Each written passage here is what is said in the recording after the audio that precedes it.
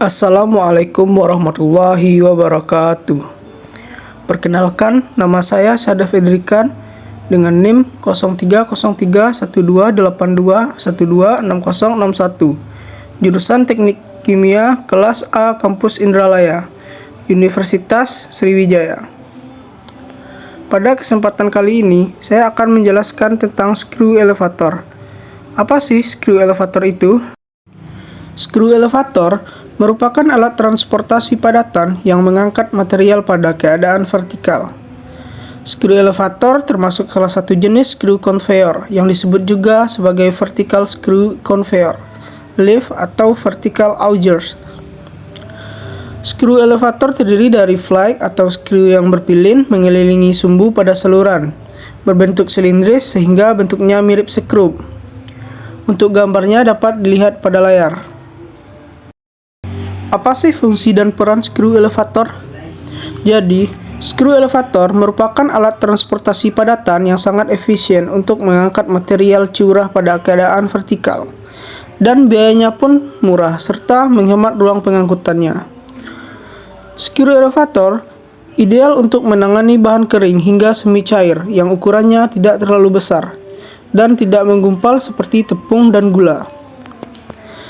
Screw elevator itu sendiri digunakan untuk memenuhi banyak kebutuhan industri seperti industri kimia, industri makanan, serta industri pengolahan air limbah. Pada industri pengolahan air limbah, screw elevator digunakan untuk mengangkat biosolid yang dikeringkan. Selanjutnya yaitu bagian-bagian screw elevator. Yang pertama hopper, yaitu tempat penyimpanan. Yang kedua yaitu product in, atau saluran masuk. Yang ketiga inlet scoops. Yang keempat external centering bearings. Yang kelima rotating casting. Yang keenam static screw. Yang ketujuh gear motor atau mesin penggerak. Yang kedelapan slinger atau pengumpan. Yang kesembilan itu discharge head. Lalu yang ke-10 product out, yaitu saluran keluar. Setelah mengetahui bagian-bagian screw elevator, sekarang kita akan mengenali tipe-tipe screw elevator. Tipe-tipe screw elevator terbagi menjadi dua. Yang pertama tipe screw elevator, yang kedua tipe flight atau down screw. Tipe screw elevator terbagi menjadi dua juga. Yang pertama, standard screw elevator types yang terdiri dari tipe B, tipe BO, tipe AF2, tipe EAF1, tipe HAF2, dan tipe IAF2. Yang kedua ada super screw elevator types yang terdiri dari tipe 1, tipe 2, tipe 4, tipe 5, tipe 6, dan tipe 8. Lalu untuk tipe flag atau down screw.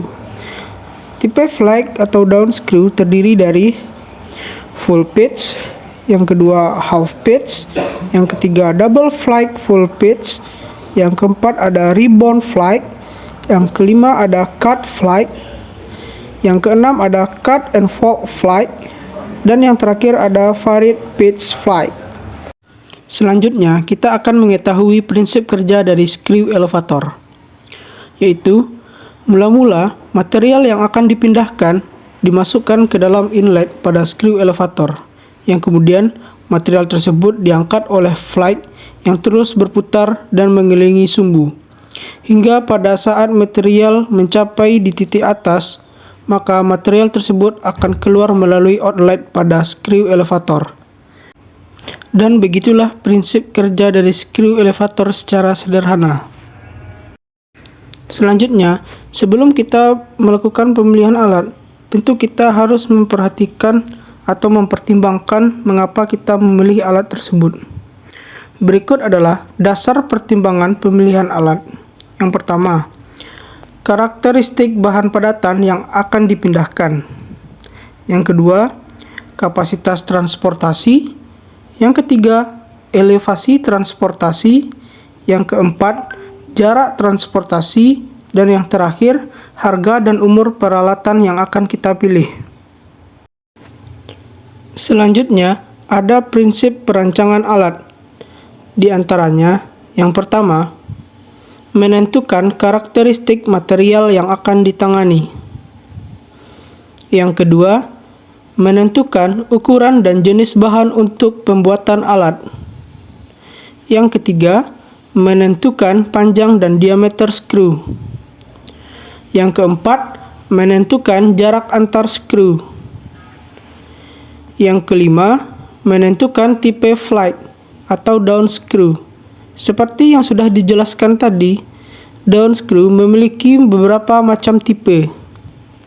Dan untuk yang terakhir, menentukan jenis gear motor yang sesuai untuk menggerakkan skru elevator. Selanjutnya, kita akan mengetahui bagaimana sih cara menghitung kapasitas skru elevator.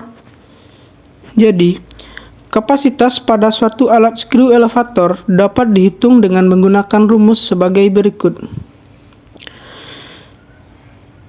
Capacity yang dilambangkan dengan Q besar sama dengan P dikali buka kurung D besar dikurang D kecil tutup kurung kuadrat dikali S dikali N dikali SG dikali I dikali 60/4. Yang dimana D besar adalah diameter skru dengan satuan meter, dan untuk D kecil adalah diameter shaft dengan satuan meter, dan untuk SG sama dengan berat jenis material dengan satuan kilogram per meter kubik, dan untuk N kecil sama dengan kecepatan skru dengan satuan RPM. Lalu untuk S adalah jarak antar skru dengan satuan meter. Dan untuk I adalah degree of throw filling. Baiklah, untuk lebih jelasnya, mari kita melihat contoh soal menghitung kapasitas skru elevator. Yaitu, diketahui sebuah skru elevator dengan diameter skru 4 desimeter, jarak antar skru 3,5 desimeter, dan untuk diameter shaftnya 0,7 desimeter. Skru elevator digunakan untuk mengangkat material, yaitu gula pasir dengan berat jenis 849 kg per meter kubik, dan dengan kecepatan putar yaitu 60 rpm, serta degree of throw filling-nya sebesar 0,1. Hitunglah berapa kapasitas dari skru elevator tersebut. Langsung saja diketahui, yaitu D besar sebesar 4 desimeter. Jadi kita perlu mengubah ke dalam meter, sehingga D besar sama dengan 0,4 meter, dan untuk S sama dengan 0,35 meter, serta untuk SG yaitu sebesar 849 kg per meter kubik, dan untuk D kecil sama dengan 0,07 meter, dan untuk N sama dengan 60 rpm, serta untuk degree of throw filling-nya sebesar 0,1. Lalu untuk yang ditanya adalah kapasitas atau Q besar. Dari diketahui tersebut, kita akan memasukkan ke dalam rumus, yaitu capacity atau yang dilambangkan dengan Q besar sama dengan P buka kurung D besar kurang D kecil tutup kurung kuadrat dikali S dikali N dikali SG dikali I dan dikali 60/4. Sehingga setelah dimasukkan unsur-unsur yang telah diketahui tersebut, maka kita kalkulasikan sehingga mendapat hasil kapasiti sebesar 9144,83 kg per hour. Baiklah, berikut adalah referensi dari materi yang saya paparkan tadi.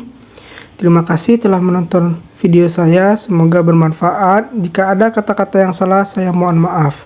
Assalamualaikum warahmatullahi wabarakatuh.